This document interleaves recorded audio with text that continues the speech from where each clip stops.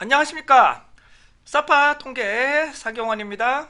자, 이번에는 2019년도 3회 100번 문제인데, 이거는 평균을 구하는, 가중평균을 구하는 방법에 대해서 설명 좀 올릴 예정입니다. 이거는 일반적인 평균하고 좀 다른 접근 방법이니까 저와 함께 한번 초보적인 이론 부분도 좀 살펴봐 드리도록 하죠. 자, 우선적으로 문제부터 한번 읽어보도록 하겠습니다. A반의 학생은 50명이고 B반의 학생은 100명이 되고 있습니다. 각각 평균이 80점과 85점이라면 전체 평균 선정은 어떻게 되냐라고 하는데, 많은 분들이 요거에서 요거 그냥 나누기 2 하면 되지 않느냐라고 하시는데, 여기 보시면 n수가 다릅니다. n수가 다르다는 것은 가중치가 다르다는 것이겠죠. 자, 다시 한번 말씀드리면 A와 B의 n수를 보시게 되면 50명, 그 다음에 이쪽이 100명이 됩니다. 자, 평균을 보시게 되면 80점, 그다음에 이쪽이 85명이 나오는데요. 가장 좋은 평균은 50명 각각 원시 데이터가 다 있어야 됩니다. 50명 자료가 전부 다 있고 100명 정보자가 다 있다면 얘를 다 더해서 그냥 평균인 150으로 나누면 됩니다. 다 더해서 150으로 나누면 됩니다. 근데 이렇게 하시면 원본 자체가 없다면 실제로 요거의 평균만 나누기 1을 하셔는 안 돼요. 왜냐면 이쪽이 이쪽보다는 2분의 1로 작기 때문입니다. 그래서 n수를 우선 곱합니다.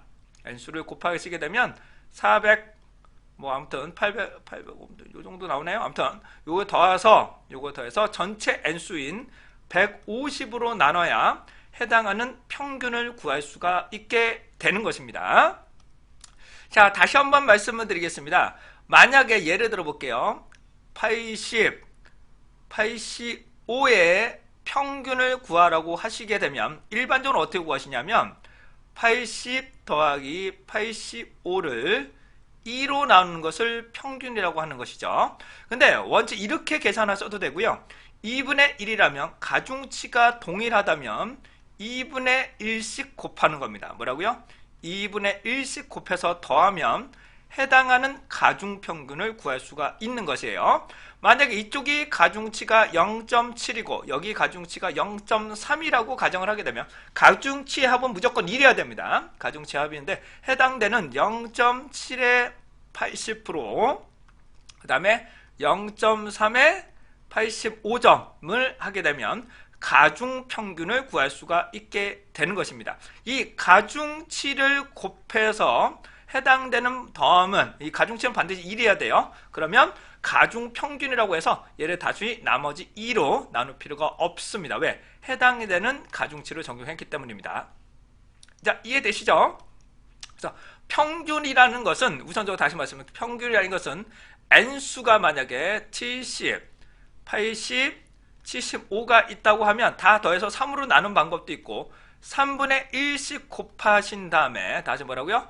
3분의 1씩 곱하신 다음에 더하는 것도 평균이 됩니다. 근데 발생할 확률이 다르다면, 발생할 가능성이 다르다면, 예를 들어서 4분의 1, 예를 들어 볼까요? 아무튼 해서 총합이 해당 부분이 가중치가 예를 들어서 0.4, 그렇죠?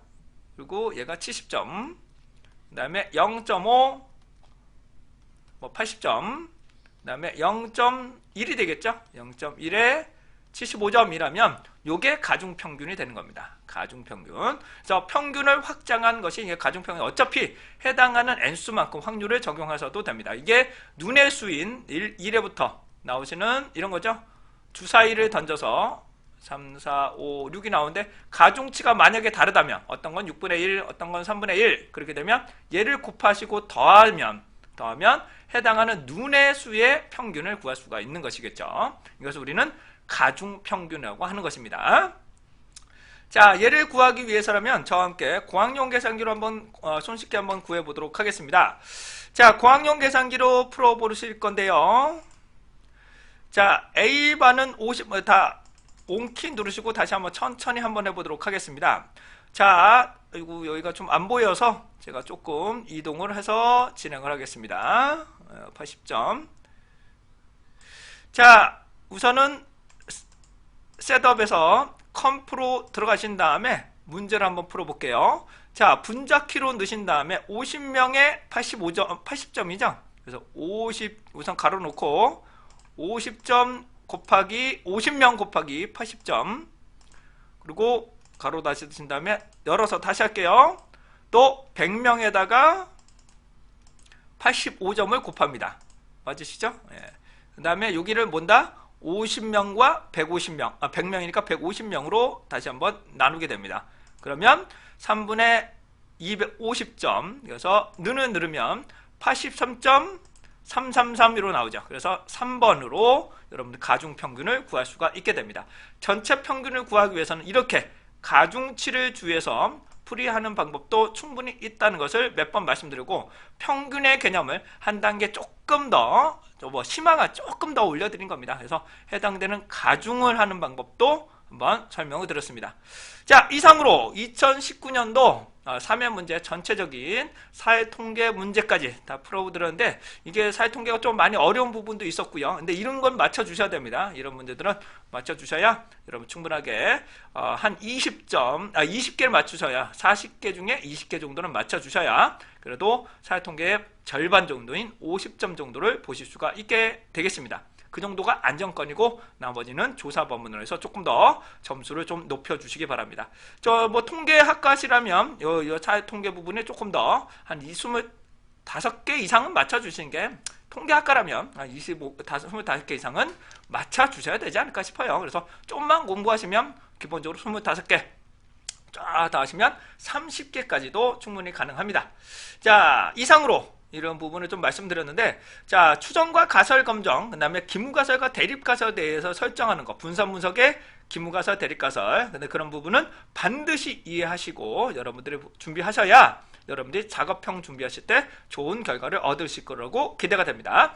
여러분들의 간단한 시험 문제 풀이뿐만 아니라 능력 상상을 위해서 제가 좀 더 노력해 보도록 하겠습니다. 자, 본 교재는 언제든지 서점에서 구매하실 수 있도록 있으시니까 여러분들이 구매해 주시면 더더욱 감사할 것 같고요. 자, 여러분들의 합격을 응원합니다. 네, 사파 사경원이었습니다.